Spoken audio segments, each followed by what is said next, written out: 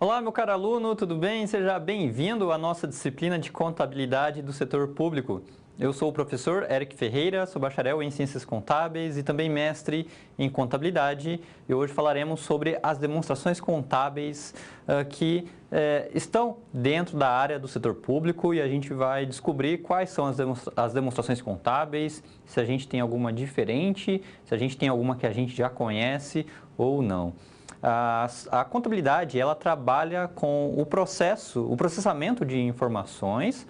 A contabilidade, ela processa os eventos contábeis, os fatos contábeis que ocorrem através de lançamento contábil e no setor público isso ocorre através dos subsistemas informacionais. Nós temos o subsistema patrimonial, o subsistema orçamentário e o subsistema de controle.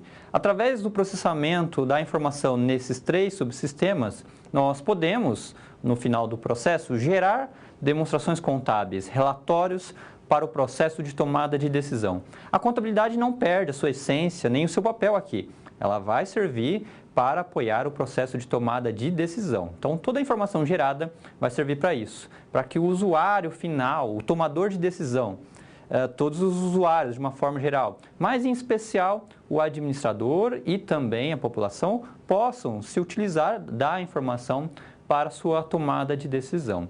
As demonstrações contábeis também exercem um outro papel que é muito importante para nós no setor público.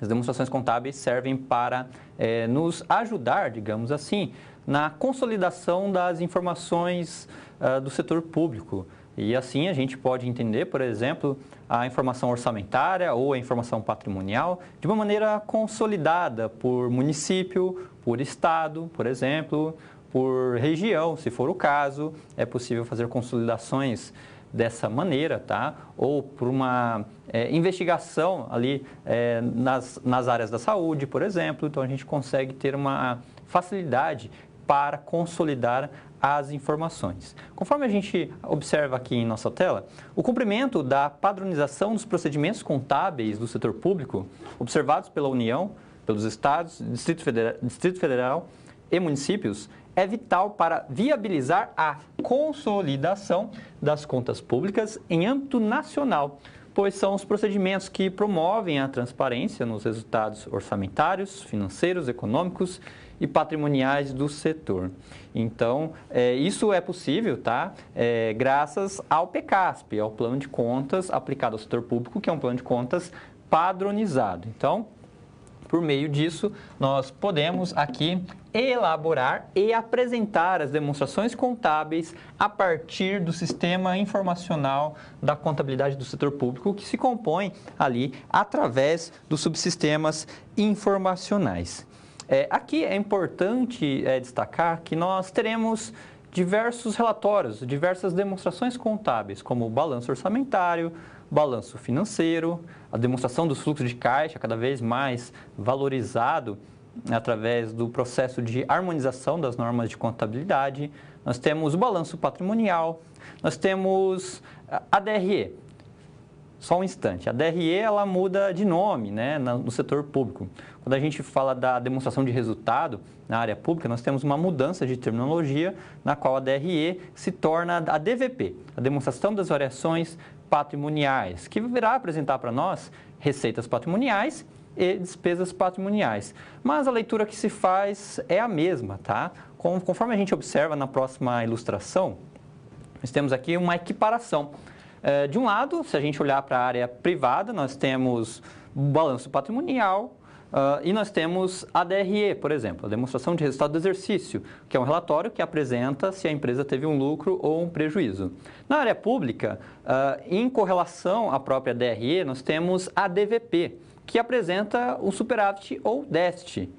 Tanto num caso quanto no outro, o resultado apurado, ele se incorpora ao patrimônio líquido, tá? Então, o lucro apurado de uma empresa, por exemplo, vai se incorporar ao patrimônio líquido daquela empresa. Enquanto que o superávit, por exemplo, de um órgão público, vai se incorporar ao patrimônio líquido daquele órgão público, tá? Então, a gente tem essa equiparação, essa mudança de terminologia, dado que o foco na área pública é olhar a informação econômica da DRE através das mudanças que impactam o patrimônio público, tá? Por isso que a gente tem essa mudança de olhar. Mas a leitura que se faz acerca da DVP é a mesma que nós temos na DRE, a mesma leitura, a mesma interpretação. A gente consegue entender a informação econômica, entender o desempenho econômico ali da entidade pública através da DVP e compreender também de que forma as variações patrimoniais estão acontecendo, tá?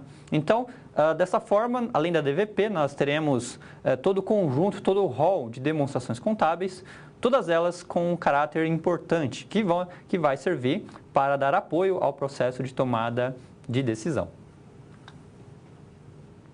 Demonstrações contábeis no setor público. Na área pública, nós temos o conjunto das demonstrações contábeis, que vai servir para o usuário da informação ter respaldo, subsídios para o processo de tomada de decisão.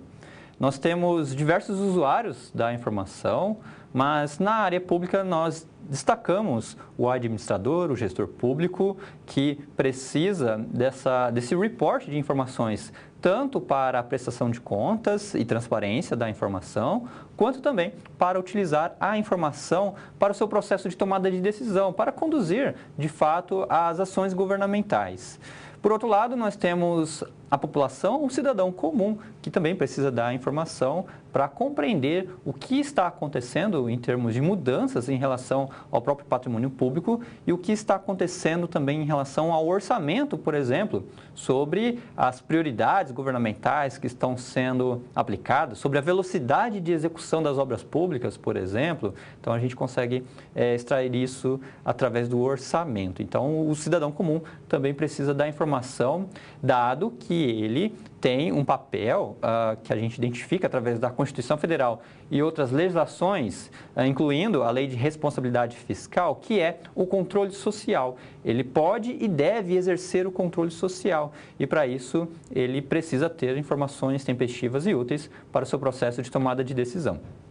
Conforme a gente observa aqui em nossa tela, as demonstrações contábeis no setor público devem proporcionar informação de utilidade para subsidiar a tomada de decisão e também a prestação de contas e a responsabilização da entidade quanto aos recursos que lhe foram confiados. Então, nesse aspecto, as demonstrações contábeis no setor público têm um papel muito importante, tá? Isso é retratado no item 15 das normas brasileiras de contabilidade, as normas técnicas aplicadas ao setor público, a NBC-TSP número 11. Então, conforme a gente observa, as demonstrações contábeis servirão muito para a evidenciação da informação de forma transparente e também para favorecer a instrumentalização do controle social por parte da população.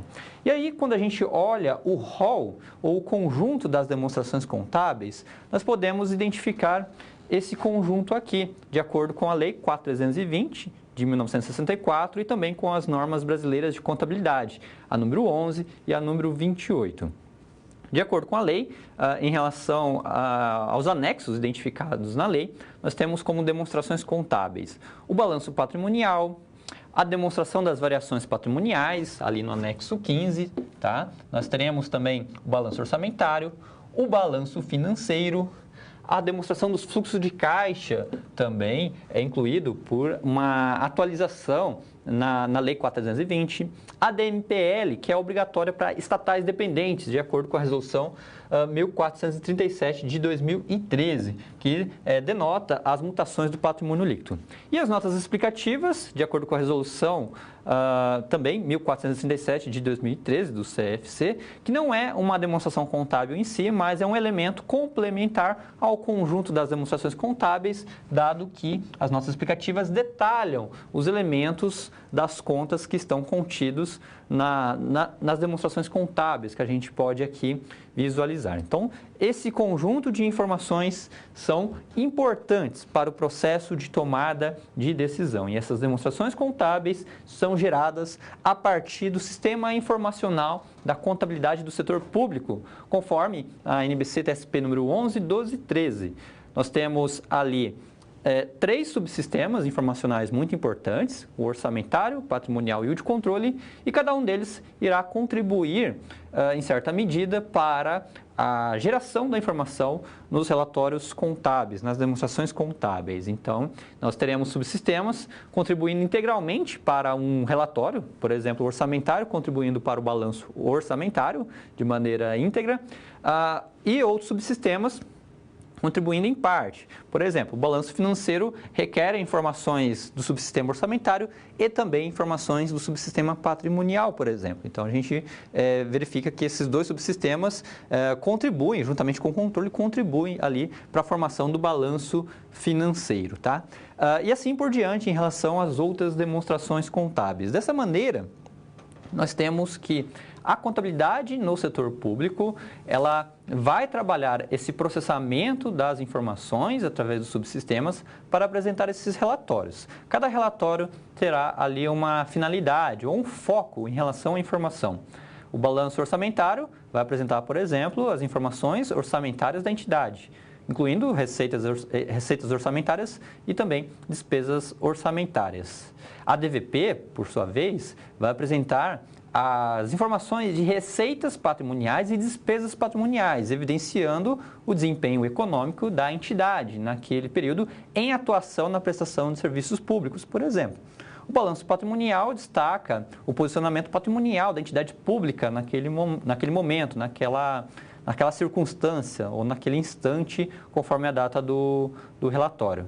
Já o balanço financeiro tem por característica, além de incluir as informações orçamentárias, evidenciar também informações extra-orçamentárias, valores de transferências que foram recebidas ou concedidas e ainda conjugar isso com as informações pertinentes ao caixa da entidade pública. Então, o balanço financeiro, nesse aspecto, se transforma numa demonstração mais recheada de informações para o processo de tomada de decisão. Apesar disso, nós temos também a DFC, que é a demonstração dos fluxos de caixa, que evidencia a capacidade da entidade pública de gerar caixa, destacando assim a sua potencialidade de arrecadação efetiva no setor público e a sua capacidade também de consumir esses valores. Então, as demonstrações contábeis no seu rol irá fornecer informações úteis para o processo de tomada de decisão, informações importantes para cada usuário, para que o usuário da informação possa se valer dessas informações e, de fato, entender o que representa aquela entidade pública e de que forma as ações governamentais, os programas governamentais estão sendo executados. Balanço orçamentário. Bem, o balanço orçamentário é uma demonstração contábil muito importante no setor público. O balanço orçamentário, ele é elaborado a partir das informações que nós temos no subsistema orçamentário e ele destaca para nós as informações de receitas orçamentárias e também despesas orçamentárias. Vale aqui destacar que as receitas e também as despesas são segregadas, conforme a Lei 4.320 de 64, de acordo com as categorias econômicas. Então, nós teremos no balanço orçamentário as receitas correntes e as receitas de capital, as despesas correntes e as despesas de capital.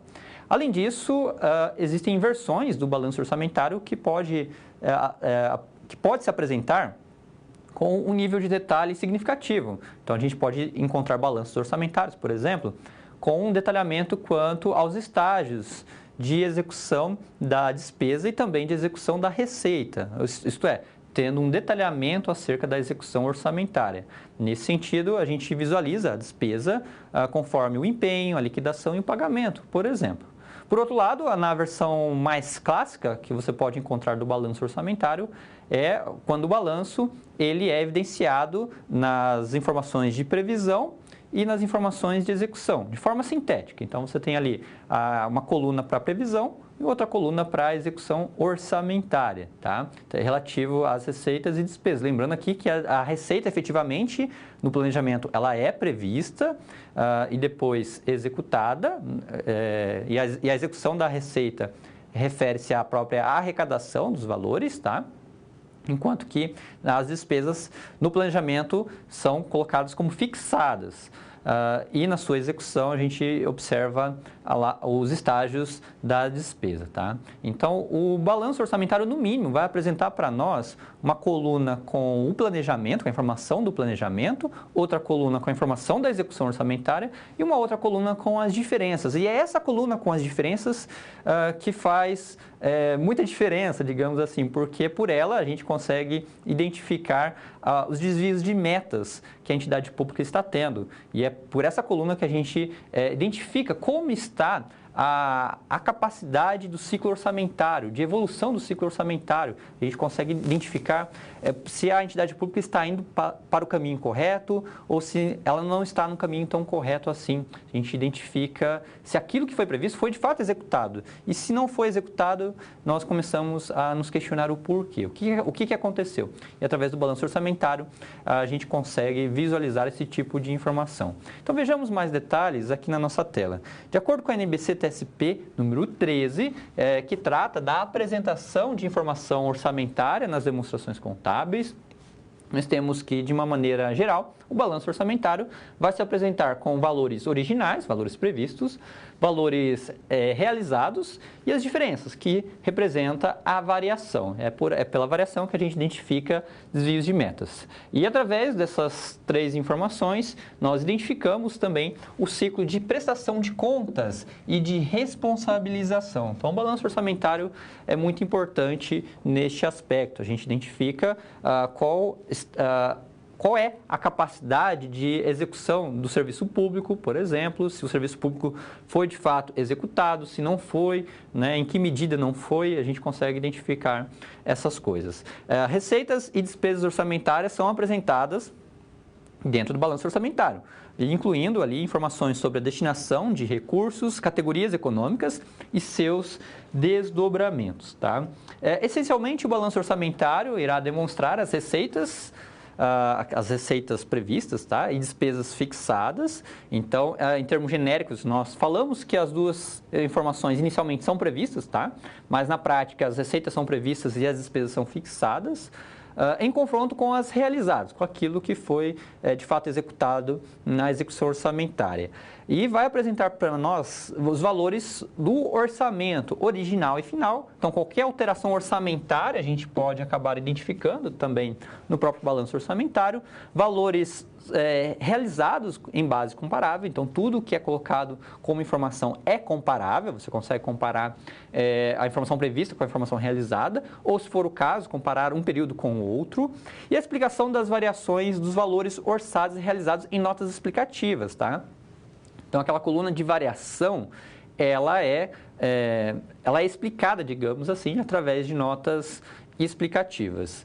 O balanço orçamentário ele está previsto na Lei 4.320 de 64 e é uma das demonstrações contábeis mais importantes que nós temos no setor público. Se você desejar, você pode acessar a lei através deste QR Code ou por este link que está aqui em nossa tela. Mas, para que possamos visualizar o balanço orçamentário, eu trago o seguinte quadro. Aqui a gente visualiza um modelo sintético de balanço orçamentário, na qual a gente já identifica aqui as receitas e despesas segregadas de acordo com a categoria econômica. Então, vamos encontrar aqui a identificação das receitas correntes e receitas de capital, por exemplo, bem como, do outro lado, as despesas correntes e as despesas de capital, evidenciando, assim, uma confrontação entre receitas e despesas, tá? Lembre-se que as receitas correntes vão atender necessidades relativas àquele ano, àquele período, enquanto que as receitas e despesas de capital estão pertinentes ali à formação de um patrimônio ou a um trabalho com operações de crédito, tá? Com valores relacionados a crédito. Então, dessa forma, a gente consegue visualizar o balanço orçamentário em três colunas: aquilo que foi previsto, aquilo que foi executado e também a diferença, que é a variação. A variação tanto para as receitas quanto também para as despesas. Ao final, a gente identifica, através da confrontação entre receitas e despesas, se a entidade pública ela teve um superávit ou um déficit. Neste caso aqui, ela está tendo um superávit, tendo assim, portanto, um maior valor de receitas em relação às despesas. Um superávit indica um saldo, digamos assim, positivo em relação aquilo que o balanço orçamentário foi apresentado na sua execução, tá? Então, o superávit aqui é identificado através da execução orçamentária. E aqui cabe destacar isso, tá? Quando a gente fala de confrontação entre receitas e despesas, do ponto de vista orçamentário, o que na realidade a gente confronta são as receitas arrecadadas, aquela receita que foi efetivamente realizada, e as despesas que foram executadas. E quando a gente fala de despesas executadas, isso abarca ali as despesas que foram empenhadas, tá? Que foram autorizadas quanto à sua execução. Então, ao confrontar as receitas arrecadadas versus ali as despesas empenhadas ou autorizadas para a execução orçamentária, a gente já consegue identificar o que a gente chama de o resultado da execução orçamentária, tá? Que traz para nós a informação no balanço orçamentário de ser um superávit ou um déficit, um superávit ou um déficit orçamentário, que a gente consegue identificar. Dessa maneira, através do orçamento, a gente pode fazer muitas leituras acerca do orçamento para entender como foi a eficiência naquele programa em específico, como a entidade se empenhou na hora de prestar serviços, por exemplo, se uma despesa foi efetivamente executada, uma obra foi efetivamente concluída ou não, a gente consegue identificar várias informações. Se a entidade pública está obtendo muita receita por operação de crédito, por exemplo, ou se ela conseguiu aumentar a capacidade de arrecadação de impostos, por exemplo, tá? Então, tudo isso a gente consegue fazer em termos de leitura no próprio balanço orçamentário que nós temos aqui no conjunto das demonstrações contábeis no setor público. Balanço financeiro e demonstração dos fluxos de caixa. Bem, na contabilidade pública, na contabilidade do setor público, nós temos dois demonstrativos que são muito importantes: o balanço financeiro e a demonstração dos fluxos de caixa. O balanço financeiro é uma demonstração peculiar, dado que ela traz consigo as informações orçamentárias, ou seja, as mesmas que são apresentadas lá no balanço orçamentário, mas ela traz outras informações além. Ela traz, além da informação orçamentária, a informação extra-orçamentária, a informação de transferências, de valores de transferências, agregados ali com valores pertinentes ao caixa. O balanço financeiro, ele está previsto na lei, está vigente, tá? Quanto à sua elaboração, as entidades públicas são obrigadas a apresentarem o balanço financeiro como uma das demonstrações contábeis. Entretanto, existe bastante discussão sobre a possibilidade do balanço financeiro ser abolido com relação à sua obrigatoriedade. Isso ocorre por função da DFC, da demonstração dos fluxos de caixa, que mais recentemente tem sido cada vez mais valorizada pelos usuários da informação. E a DFC é uma demonstração contábil que está sendo exigida e que advém do processo de harmonização das normas internacionais de contabilidade.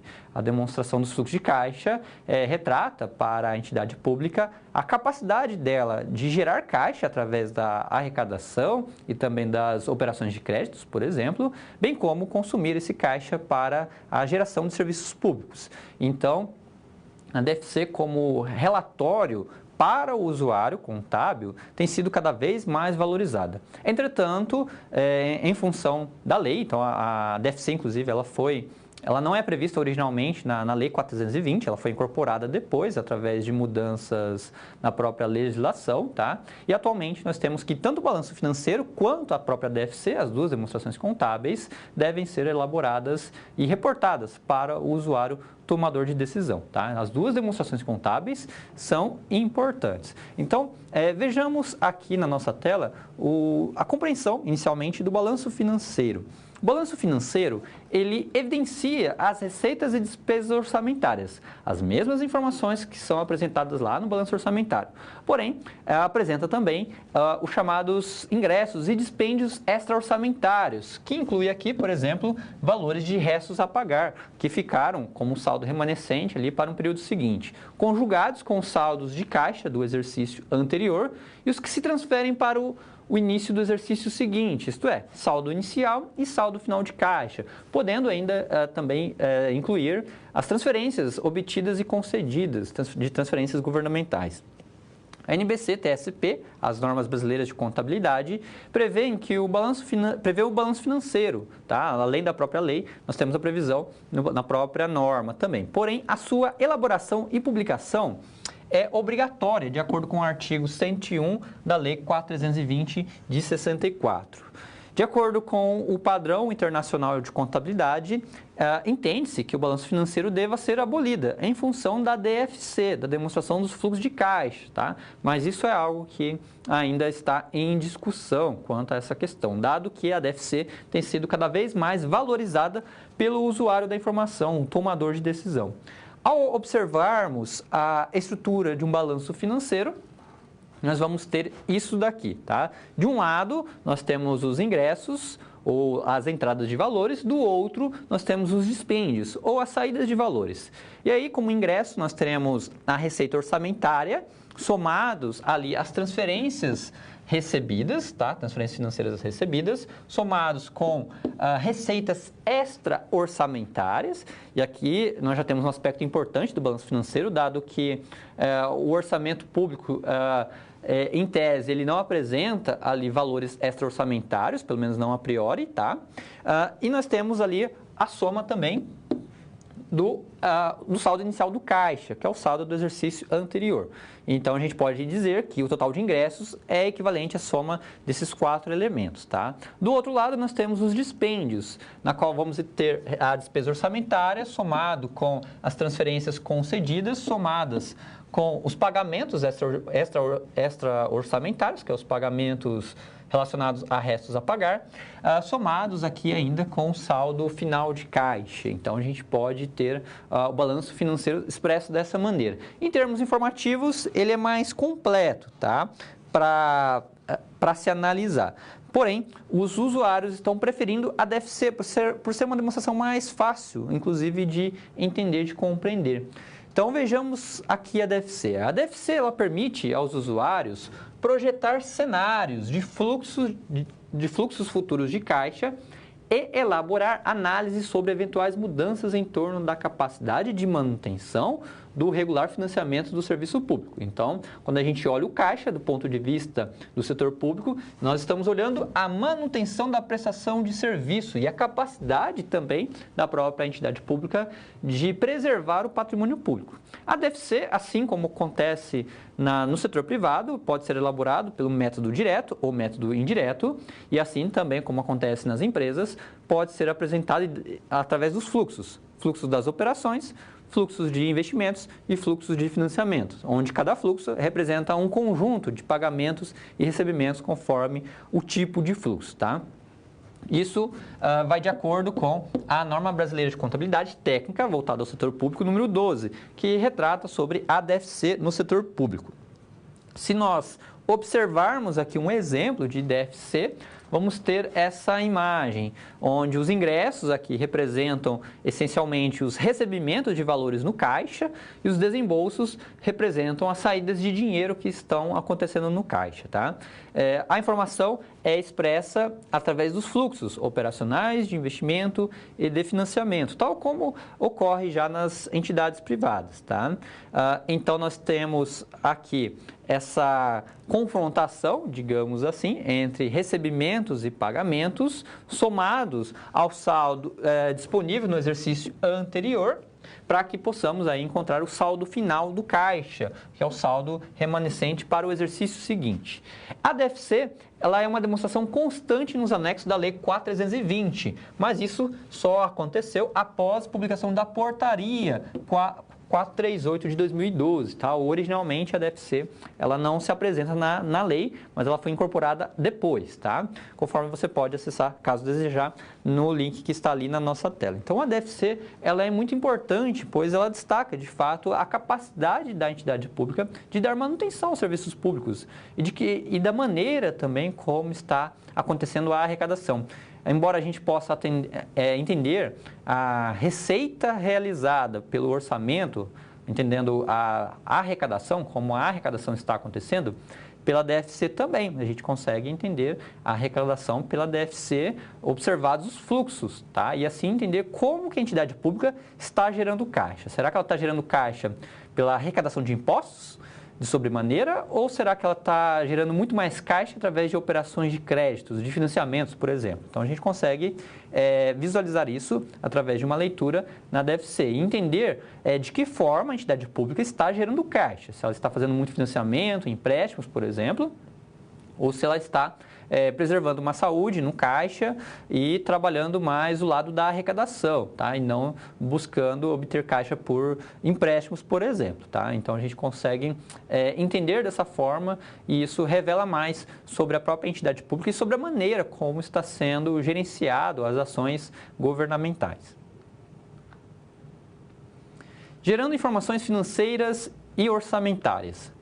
Bem, nós podemos aqui trabalhar e entender as informações orçamentárias através do balanço orçamentário e também dos cálculos que podemos fazer por meio do balanço orçamentário, por exemplo, e podemos descobrir também mais sobre o balanço financeiro. O balanço financeiro, ele vai um pouco mais além do balanço orçamentário na medida em que ele apresenta de forma escancarada ali, de forma bem clara, as informações extra-orçamentárias somadas às informações orçamentárias, somado ao caixa, somado a possíveis transferências.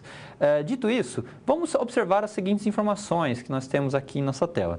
Considere as seguintes informações de X0, que estão ali em R$1.000, tá? Nós temos informações diversas aqui, como, por exemplo, despesas liquidadas no montante de 62.520, restos a pagar inscritos em 31/12 de X0 no montante de 6.500, a receita orçamentária lançada, 29.625, nós temos também a informação da receita orçamentária arrecadada, de 28.305, pagamento de restos a pagar, no patamar de 2.800, transferências recebidas e concedidas, respectivamente, nos valores de 39.000 e 2.360 e, por fim, as despesas empenhadas no patamar de 64.185. Com base nessas informações, vem a pergunta: quais os valores do resultado da execução orçamentária, apurado de acordo com a Lei 4.320 de 64, e o do resultado financeiro, evidenciado no balanço financeiro? Então, repare só, resultado da execução orçamentária e resultado financeiro. O resultado da execução orçamentária a gente naturalmente identifica através das informações que são pertinentes ao balanço orçamentário, tá? Confrontando as receitas arrecadadas com as despesas que foram pelo menos empenhadas. Com isso a gente identifica o resultado da execução orçamentária. Já o resultado financeiro é o resultado através da confrontação entre ingressos e dispêndios que a gente observa lá num balanço financeiro, por exemplo, tá? Aqui a nossa ideia é identificar as duas informações, fazendo isso por meio de cálculo, tá? A gente pode, com base nesses dados, buscar calcular esses dois resultados, já que nós temos dados suficientes para fazer esses cálculos. Então vejamos só como que fica esses cálculos aqui em nossa tela, tá? Aqui nós temos uma visualização extremamente resumida, tá, do balanço orçamentário, e o que interessa para nós é a informação realizada, tá? A receita realizada aqui equivale à receita arrecadada, aquela que efetivamente foi reconhecida conforme o caixa. Lembre-se que o balanço orçamentário é trabalhado pelo regime misto, então a receita é reconhecida pelo caixa e a despesa é reconhecida conforme a competência. Então, se a despesa foi empenhada, nós já reconhecemos ela também. Nós temos, neste caso aqui, 28.305 de receita realizada e 64.185 de despesa empenhada. Qual que é a ideia? A ideia é confrontar os dois, receita arrecadada menos despesa empenhada, tá? Então, 28.305 menos, só corrijam aí, 64.185, tá? Ao fazer esta confrontação, você vai obter um valor de 35.880, que é um déficit. Trata-se de um déficit orçamentário que foi obtido através deste cálculo. Esta é a informação relativa ao resultado orçamentário. Mas falta ainda a informação do resultado financeiro. O resultado financeiro advém ali da estrutura do balanço financeiro. Observando aqui o balanço financeiro sintético, tá? Repare que neste caso nós não temos informações em relação ao caixa, então a gente pode pressupor que o saldo inicial e o saldo final de caixa, neste caso aqui, equivale a zero, tá? E com isso considerar os demais elementos que são pertinentes a um balanço financeiro. Nós temos ali, se a gente identificar com base nos dados disponíveis. Nós temos as informações da receita orçamentária, aquela receita que foi arrecadada, 28.305. Nós temos também aqui as transferências financeiras que foram recebidas, no valor de 39 mil. E informações extra-orçamentárias. O que representa essa informação extra-orçamentária de ingresso? Representa ali os restos a pagar inscritos, tá? Os restos a pagar inscritos ficam representados como receitas extra-orçamentárias ali no balanço financeiro. Saldo inicial de caixa é zero, tá? Então nós não temos valores de caixa aqui. Do outro lado, nós temos dispêndios. Nos dispêndios, vamos encontrar as despesas orçamentárias no valor de 64.185, as transferências concedidas no patamar de 2.360 e o pagamento de restos a pagar no valor de 2.800 aqui constado. Saldo final de caixa também é zero, tá? Nós não temos valores de caixa. Com isso, nós podemos somar cada uma das colunas, somar os ingressos e somar os dispêndios e confrontar as duas informações. Então, devemos somar aqui os valores relacionados ao ingresso e somar aqui os valores relacionados aos dispêndios. Ou você pode fazer as receitas, o conjunto total das receitas, melhor dizendo, dos ingressos, menos cada um dos dispêndios. Você vai encontrar como resultado financeiro um valor de 4.460, um resultado positivo, tá? Então, o balanço financeiro traz para nós esse resultado positivo ali de 4.460. Dessa maneira, nós obtivemos os dois resultados, o resultado orçamentário e também o resultado financeiro, através das informações que foram coletadas inicialmente, que a gente tinha ali em nosso quadro. Atividade de fixação. Muito bem, agora neste momento da nossa aula, quero convidar você a participar aqui da nossa atividade, de interação. Você pode utilizar o nosso chat para comentar a opção que você acha ser a correta. Porque aqui eu trago a você 3 afirmativas e apenas uma delas é a afirmativa correta, tá? Qual item é verdadeiro e por quê? Nós temos o item 1, 2 e 3. Vou dar aqui alguns instantes para que você possa fazer uma leitura com calma acerca dessas frases que nós temos aqui em nossa tela. E em seguida, a gente já retorna aqui à nossa aula. Até já!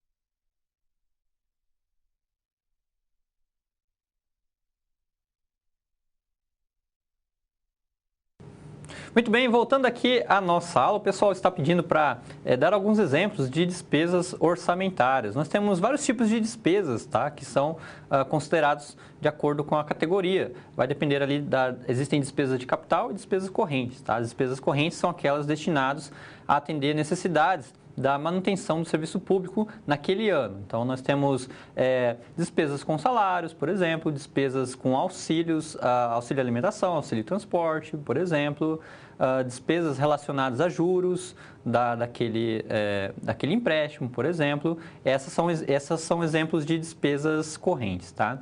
Alguns exemplos de despesas de capital, nós temos as inversões financeiras, por exemplo, nós temos ali os valores relacionados à amortização de empréstimos, por exemplo, como exemplos de despesas de capital ou então gastos gerais relacionados à obra pública, por exemplo, são tratados como despesas de capital. São despesas que aparecem como despesas orçamentárias, tá bem? Vi aqui que alguns alunos, né, colocaram para nós que o item 2 é o correto. Vamos ver se é mesmo? Vamos analisar aqui as nossas frases? Então, a frase 1 diz assim: o resultado orçamentário é apurado confrontando-se as receitas previstas com as despesas fixadas. A frase 1 está incorreta, tá? Ela é falsa, está incorreta. Por quê? Quando a gente fala de resultado orçamentário, a gente obtém o resultado orçamentário através das receitas arrecadadas versus despesas executadas, tá? Conforme o empenho daquela despesa, ou então despesas empenhadas, tá bem? No item 2, nós temos que no balanço orçamentário, tanto a receita executada quanto a despesa executada referem-se a valores que já cumpriram o fato gerador, independentemente da arrecadação ou do recebimento. Falso também. Por quê? Porque nós temos aqui que no balanço orçamentário nós vamos reconhecer a receita conforme a arrecadação e isso independe do fato gerador, tá? Então, por isso que a frase 2 está incorreta. Sobra, portanto, a nossa frase 3 aqui, que diz assim: para fins da abertura de créditos adicionais, entende-se por excesso de arrecadação o saldo positivo das diferenças acumuladas mês a mês entre a arrecadação prevista e a realizada, considerando-se ainda a tendência do exercício. Então, se a entidade previu, por exemplo, R$1.000 de receita prevista e ela superou esses R$1.000, conseguiu lá 1.200 como receita arrecadada, então houve um excesso de arrecadação, tendo ali R$200 como valor que pode ser utilizado para fins de créditos adicionais, para compensar ali uma dotação que precisa ser complementada quanto aos seus valores ou para atender, por exemplo, uma despesa que não estava prevista no orçamento, uma despesa extra-orçamentária ou ainda uma despesa que surgiu por emergência, né? No caso ali dos créditos extraordinários, tá bem? Então, o excesso de arrecadação vai servir sim como créditos adicionais para atender necessidades ali da entidade. Quero agradecer a todos que estão acompanhando e participando aqui da nossa sala de aula. Muito obrigado, tá? De coração a todos que estão acompanhando e aproveitando muito aqui dos nossos conteúdos. Balanço patrimonial. Você conhece o balanço patrimonial? Lembra-se de como ele era? O balanço patrimonial é uma demonstração contábil que se apresenta através dos seus grupos do ativo, do passivo, do patrimônio líquido. Assim, você conhece do balanço patrimonial nas entidades privadas, nas empresas. No setor público não é diferente. O balanço patrimonial ele segue a mesma estrutura, a mesma leitura e a mesma compreensão. O balanço patrimonial evidencia o conjunto de bens, direitos e obrigações e destaca quais são os recursos controlados pela entidade pública, as suas dívidas e aquilo que ela possui em termos de recursos próprios. Então, o balanço patrimonial vai se apresentar da mesma maneira, da mesma forma, tal como você conhece. Veja só aqui comigo na tela. Nós temos que o balanço patrimonial ele é estruturado em ativo, passivo e PL, patrimônio líquido. E evidencia de forma qualitativa e também de forma quantitativa a situação patrimonial da entidade pública, permitindo a transparência e a evidenciação das contas públicas, destacando qual é o posicionamento patrimonial da entidade. Se a gente considera o subsistema patrimonial como um todo, nós podemos identificar informações do ativo, do passivo, informações como receita patrimonial e despesa patrimonial. Essas duas aqui vão compor a DVP. Aqui vale lembrar que o resultado da DVP se incorpora ao patrimônio, tá? Vai se incorporar ao próprio patrimônio líquido, que é destacado no balanço patrimonial, tá? Então, conforme a gente observa aqui na nossa tela, nós temos que, de um lado, nós encontramos o ativo, composto em circulante e não circulante. Circulante, no ativo, representa o conjunto de bens e direitos de curto prazo, enquanto que no não circulante representa bens e direitos de longo prazo. Curto prazo é um período de 12 meses, a partir da data do relatório. E o não circulante é o longo prazo, que representa o excedente a esses 12 meses. Do outro lado, nós temos o passivo, que destaca para nós as dívidas de curto prazo ali da entidade pública e mostra para nós também a capacidade de endividamento. A gente consegue ter essa leitura pelo balanço. E o não circulante mostra as dívidas de longo prazo da entidade. E, mais ao final, nós temos o patrimônio líquido, que destaca os recursos próprios da entidade pública. De maneira complementar, digamos assim, ou de maneira próxima ao balanço patrimonial, nós podemos eventualmente encontrar o ativo compensado e o passivo compensado, que são as contas de compensação, cujas informações advêm do subsistema de controle no setor público e que acaba complementando ali, num certo sentido, o balanço patrimonial.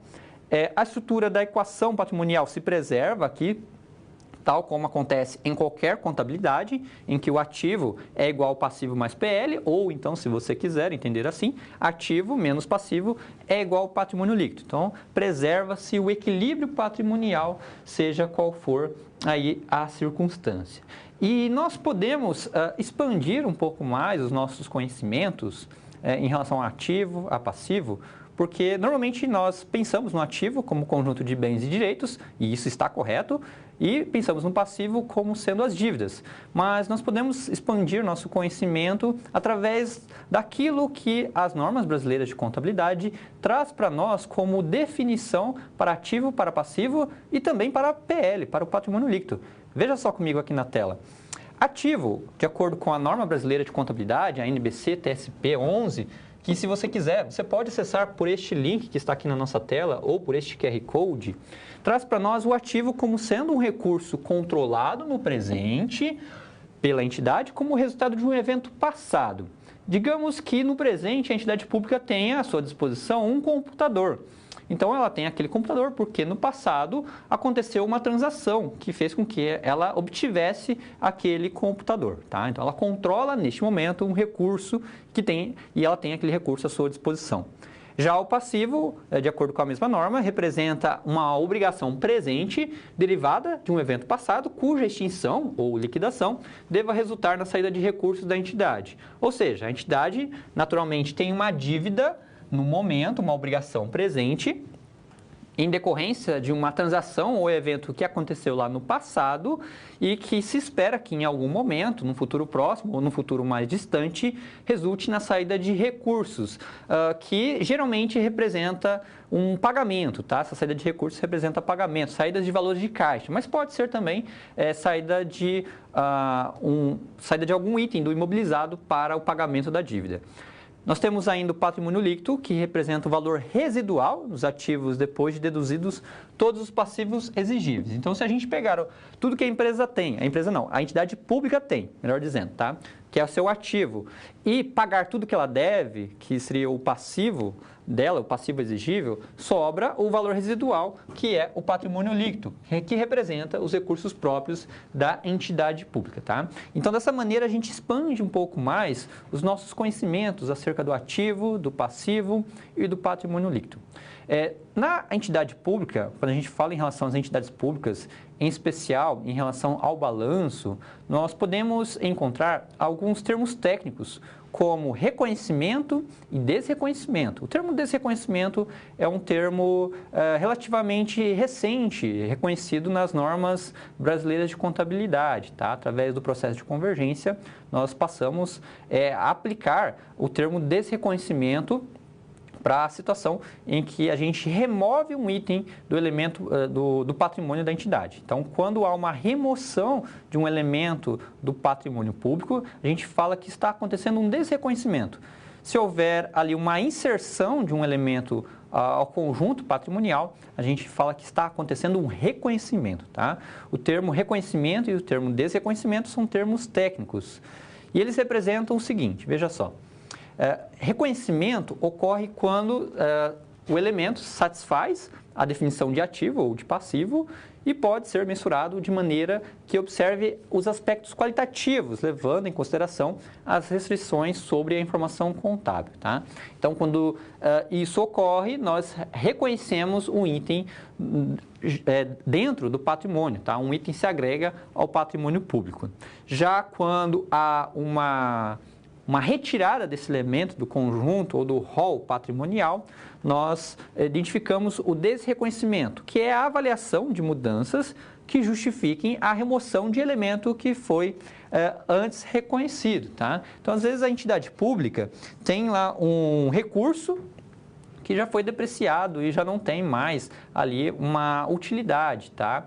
Já perdeu a eficiência, já não serve mais para atender às necessidades públicas. Então, esse elemento ele pode ser desreconhecido, retirado do rol patrimonial, já dado que não tem mais serventia, não serve mais, já foi depreciado completamente. Tá? Então, esse é um exemplo de desreconhecimento que a gente pode ter em relação ali ao patrimônio público das entidades governamentais. Tá? Então, dessa maneira, a gente tem esse entendimento acerca do balanço patrimonial, que não é diferente daquilo que você já conhece. A leitura que você faz do balanço patrimonial é a mesma que nós fazemos lá do balanço das entidades privadas, das empresas. Tá? É a mesma leitura, a mesma compreensão, nada muda. Né? A gente pode ter, às vezes, uma mudança suave de terminologias, mas a leitura que acontece é a mesma.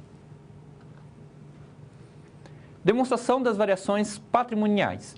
A DVP, como também é conhecida, como também é chamada, equivale à DRE, a demonstração do resultado do exercício que nós identificamos nas empresas. A DVP, ela evidencia para nós o conjunto de receitas patrimoniais, que aqui se chamam de variações patrimoniais aumentativas, e despesas patrimoniais, que aqui se chamam de variações patrimoniais diminutivas. Através da confrontação entre a VPA e a VPD, as variações patrimoniais, nós identificamos o resultado patrimonial. Tá? Esse resultado patrimonial ele é identificável como um superávit ou um déficit patrimonial.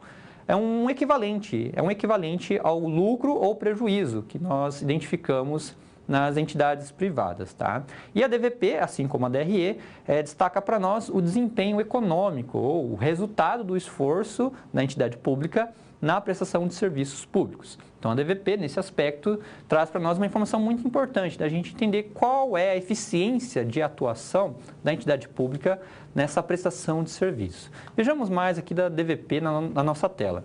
A DVP, ela se apresenta, de acordo com a NBC-TSP número 11, em dois quadros. Nós temos o quadro das variações patrimoniais quantitativas e um quadro complementar das variações patrimoniais qualitativas. Digamos que o quadro das variações quantitativas represente o quadro principal, dado que é nele que a gente identifica a confrontação entre receitas e despesas patrimoniais. Então, vamos ter aqui as variações patrimoniais aumentativas, que são as receitas patrimoniais, versus as variações patrimoniais diminutivas, que são as despesas patrimoniais. A confrontação entre um e outro representa para nós o resultado patrimonial do período, tá? Que vai ser um superávit patrimonial ou um déficit patrimonial. Essa informação se incorpora ao patrimônio líquido. Então, a informação apurada da variação patrimonial se incorpora ao patrimônio líquido. E acerca disso, é importante... Temos ainda, tá? Além das variações patrimoniais quantitativas, as variações patrimoniais qualitativas, que eu já estava me esquecendo de falar para você. Então, as variações qualitativas representam um quadro que traz para nós as mutações do patrimônio, tá? Aquilo que está acontecendo em termos de permutação patrimonial, mas que não está impactando em termos de alteração nos montantes totais do patrimônio líquido. Trata-se de um quadro que traz para nós os itens permutativos em relação ao patrimônio. Então, agora sim, aqui. Em relação às variações patrimoniais quantitativas, a gente consegue observar que, por uma confrontação entre receitas e despesas, entre VPA e VPD, nós podemos ter diversos tipos de resultados. Se a VPA for maior que a VPD, vamos ter um resultado superavitário. se a VPA for menor que a VPD, isto é, se as receitas forem menores que o patamar de despesas, vamos ter um resultado deficitário, indicando assim um resultado negativo. Pode haver também uma situação em que a VPA se iguale à VPD. É uma situação mais rara, mas pode acontecer e aí nós temos um resultado nulo. Lembre-se que a DVP ela é um equivalente à DRE e traz para nós informações acerca do planejamento, dando base, aliás, para o planejamento, para a transparência, para o controle social e também fundamentos para a contabilidade de custos. A confrontação entre a VPA e a VPD pode gerar qualquer um desses resultados, superavitário, deficitário ou nulo. Isso nós chamamos de resultado patrimonial, tá bem? Além disso, nós temos as variações patrimoniais. Temos que as variações patrimoniais quantitativas, elas são decorrentes de transações no setor público que aumentam ou diminuem ali o próprio patrimônio líquido. Por exemplo, quando ocorre uma arrecadação, aliás, um reconhecimento da receita patrimonial, tá?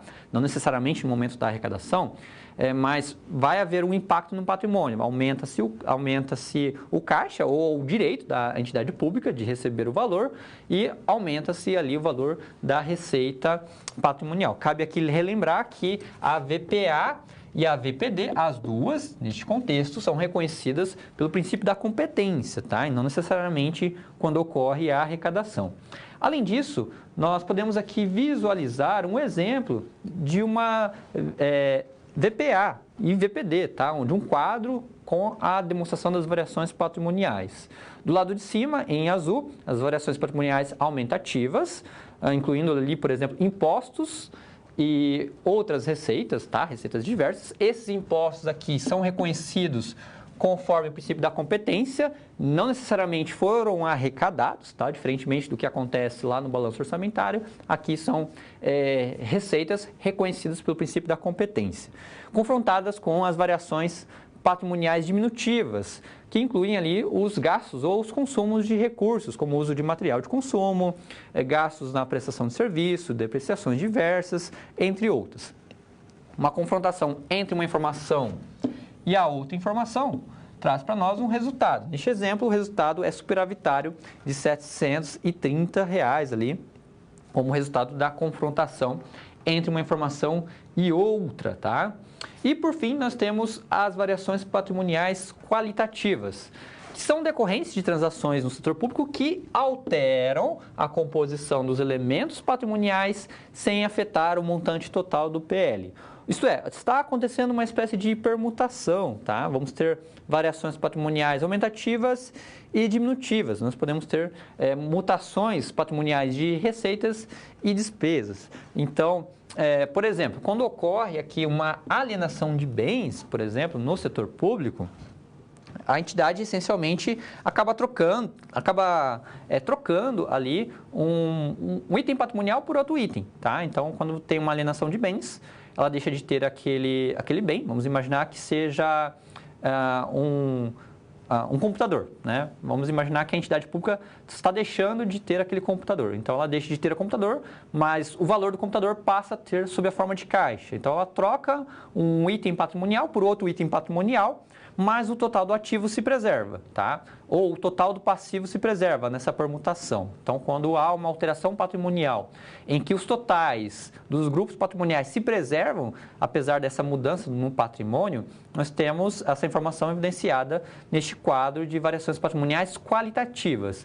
Mudou-se o quê? O aspecto qualitativo da informação, mas o aspecto quantitativo não mudou, tá? O aspecto total da informação quantitativa permaneceu equivalente, permaneceu ali preservado quanto ao seu total. Dessa maneira, a gente identifica essas informações neste quadro complementar das variações patrimoniais qualitativas, que seguem próximas ali ao quadro das variações patrimoniais quantitativas que nós temos na DVP, nas demonstrações das variações patrimoniais. Reconhecimento de obrigação. Bem, quando a gente fala do reconhecimento de uma obrigação, de um passivo no setor público, tá? E aqui nós estamos falando do reconhecimento do passivo, pensando de maneira mais incisiva ali no subsistema patrimonial, a gente pode ter situações diferentes, tá? Cabe aqui, inicialmente, lembrar que quando ocorre um fato contábil, um evento contábil, este mesmo fato ou este mesmo evento pode impactar de maneiras diferentes e simultâneas nos vários subsistemas informacionais. Então, às vezes, um mesmo fato, por exemplo, quando se trata de reconhecimento da execução orçamentária de uma despesa, esse reconhecimento vai ter um impacto no subsistema orçamentário e pode ter um impacto no subsistema patrimonial de forma simultânea. São dois registros que acontecem ali de forma simultânea. Então, o mesmo evento impactando de formas simultâneas e diferentes os dois subsistemas ali informacionais, tá? Isso é importante no sentido de ter atenção, porque quando se trata de um reconhecimento de passivo, nós podemos ter que o fato gerador pode acontecer em momentos diferentes. O fato gerador não necessariamente está vinculado ali aos estágios de execução de uma despesa, tá? Então, a gente pode ter, naturalmente, tá? A situação mais comum é que quando ocorre a liquidação de uma despesa, a gente reconhece lá no passivo da entidade, tá? Aliás, lá no balanço patrimonial da entidade, a gente reconhece um passivo. A despesa foi liquidada, então automaticamente a gente reconhece um passivo, identificando assim que aquele credor tem um direito de receber um valor da entidade pública. Porém, pode acontecer algumas situações, tá? Em que o fato gerador acontece antes. Então, o fato gerador pode acontecer antes do momento do empenho, por exemplo. E aí, isso implica na necessidade de reconhecer um passivo antes da autorização da despesa para sua realização. Ou então, acontecer o fato gerador após a autorização para a execução daquela despesa e antes da liquidação. Isso pode acontecer implicando ali num reconhecimento do passivo antes mesmo que ocorra a liquidação lá no subsistema orçamentário. Então, nós temos situações diversas assim que pode acontecer, mas o reconhecimento do passivo antes do momento do empenho e antes do momento da liquidação não são situações tão comuns assim, tá? Normalmente, a gente reconhece o passivo em paralelo quando ocorre a liquidação daquela despesa, tá? Então, sobre isso é o que a gente vai aqui visualizar e entender quais são essas situações, que são basicamente 3 situações que pode aí acontecer e a contabilidade vai se ajustar a essa questão, tá? Criando contas intermediárias ao processo de reconhecimento dos estágios de execução da despesa, tá? Então, veja só a seguinte ilustração que nós temos aqui. Nós temos 1, 2 e 3 aqui nessa ilustração. 1, 2 e 3.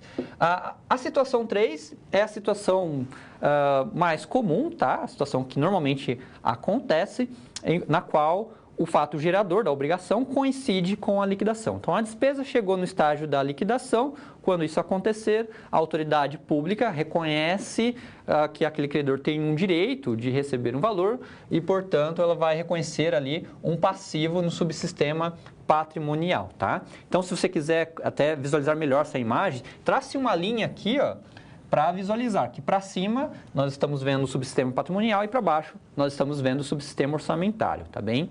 Então, a situação 3 é a situação mais comum, é o que frequentemente acontece. Porém, pode acontecer de a obrigação, por exemplo, a obrigação contábil ser reconhecida antes do empenho, tá?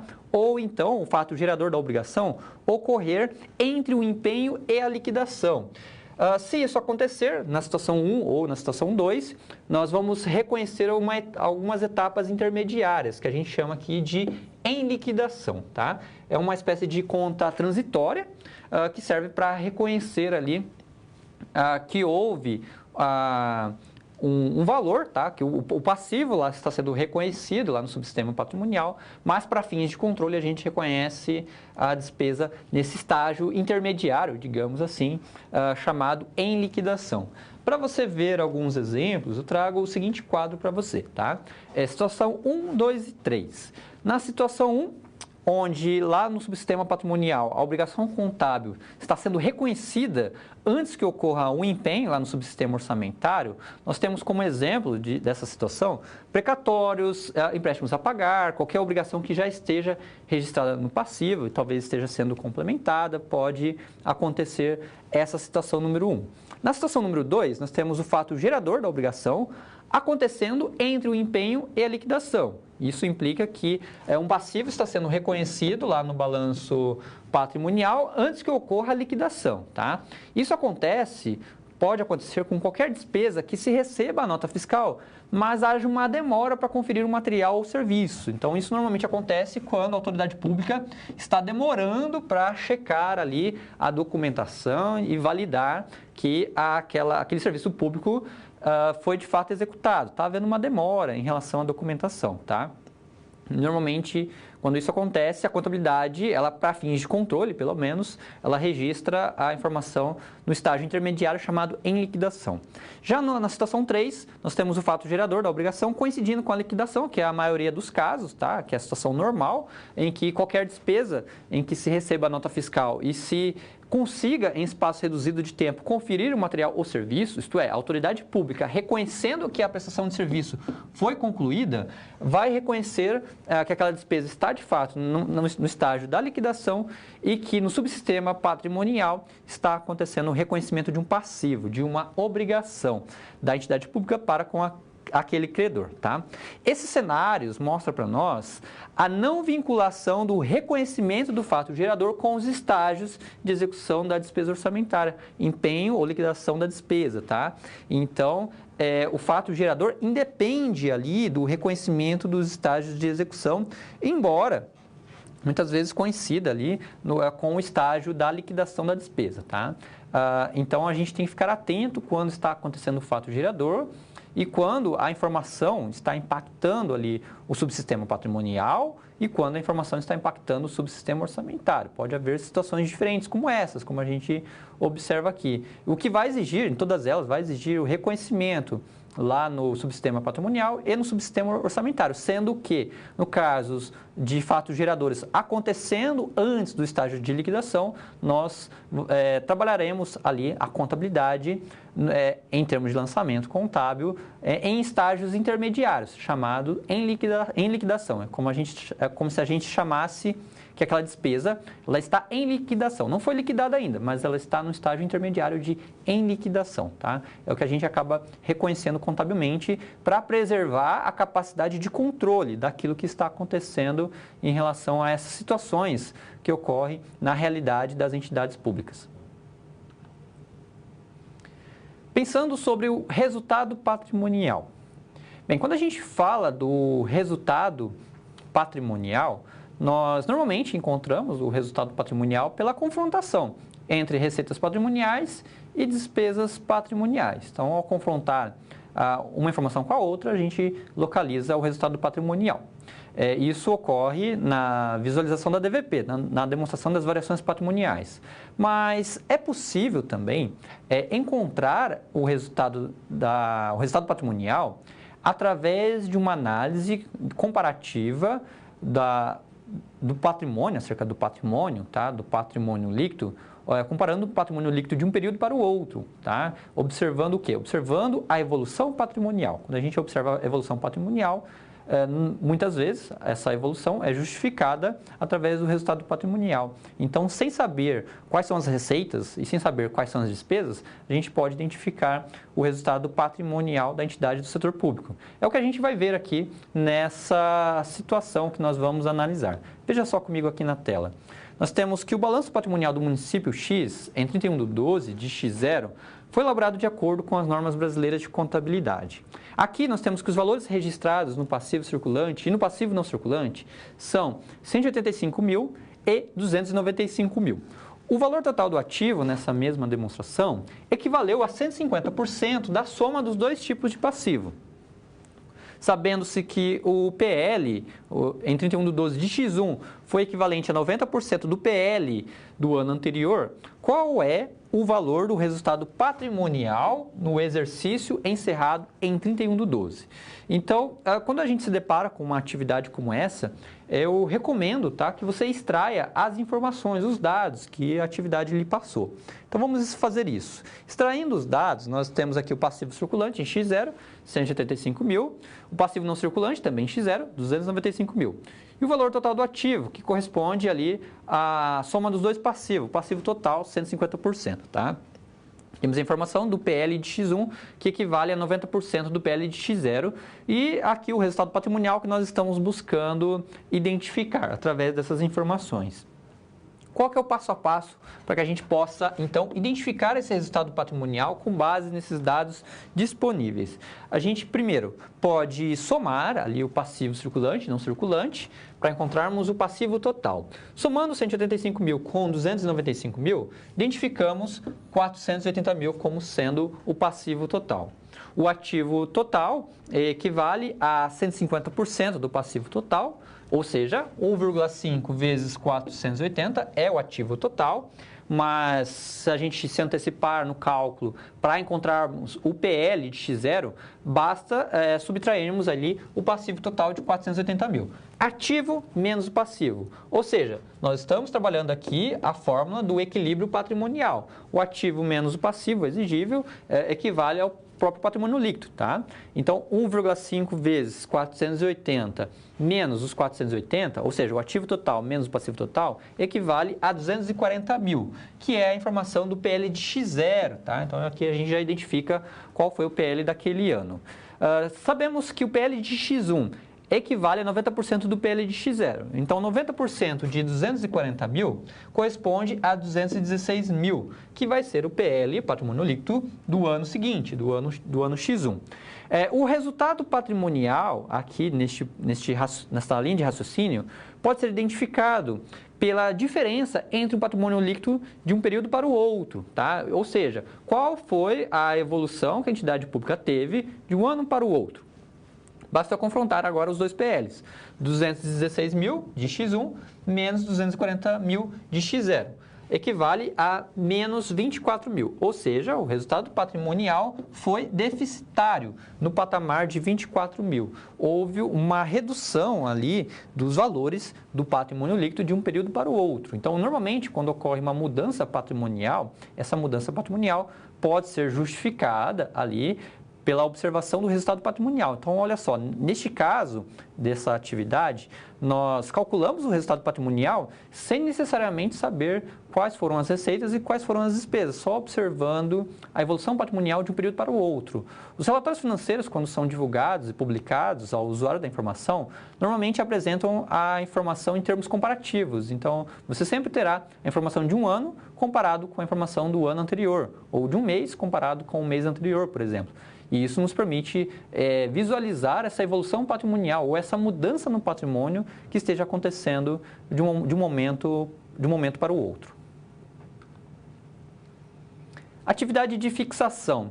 Muito bem, agora neste momento da nossa aula, convido você a participar mais uma vez aqui das nossas atividades e eu trago a seguinte atividade para que você possa fazer a sua avaliação. Então veja inicialmente que aqui nós temos um pequeno balanço orçamentário com receitas realizadas e despesas empenhadas, tá? Olhando somente o lado da execução orçamentária. Com base neste pequeno balanço, avalie as três afirmativas, tá? O resultado apresentou superávit, déficit ou superávit? E um ponto importante, qual o efeito que a gente pode identificar através da informação orçamentária? Melhor dizendo, qual o efeito na informação patrimonial que a gente pode identificar através da informação orçamentária? Qual o item verdadeiro e por quê? Comente no chat. E isso é bem interessante, porque a gente consegue, em termos de interpretação, entender efeitos que estejam acontecendo lá no subsistema patrimonial através de uma leitura atenta daquilo que está acontecendo na informação orçamentária, né? Então, isso é bem interessante. Vou dar aqui alguns instantes para que você possa palpitar qual é a alternativa que você acha seja correta, qual frase você acha seja correta. Em seguida, a gente já retorna aqui à nossa aula. Até já!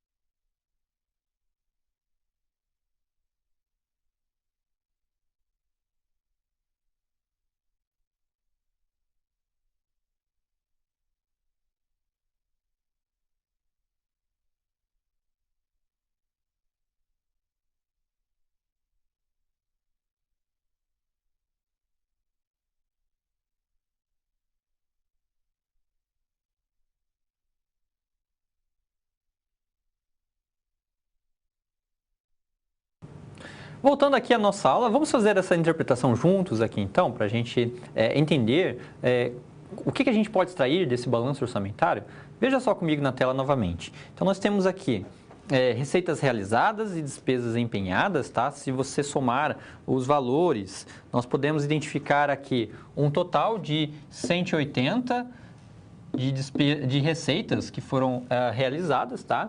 E aqui, em relação às despesas, a gente pode identificar um valor de 115 em relação às despesas empenhadas. Então, a gente tem que receitas superam ali o valor das despesas empenhadas. Então, se nós temos receitas maior, um patamar maior de receitas do que de despesas, logo não é um déficit, tá? Então, o item 2 já está incorreto, tá? Então, é um superávit. Sobra para nós o item 1 e o item 3. Repare que os itens estão falando sobre aumento ou redução de dívidas e falando sobre aumento ou redução no ativo imobilizado.